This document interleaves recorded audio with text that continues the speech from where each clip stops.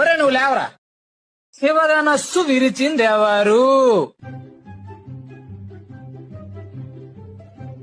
చెప్పరా, శివధనస్సు విరిచిందెవరు? Sir I don't know sir. Sir నాకు తెలియదు సార్. నేను ఎరవలేదు సార్. అమ్మమ్మ చుట్టూతో నేను ఎరవలేదు సార్.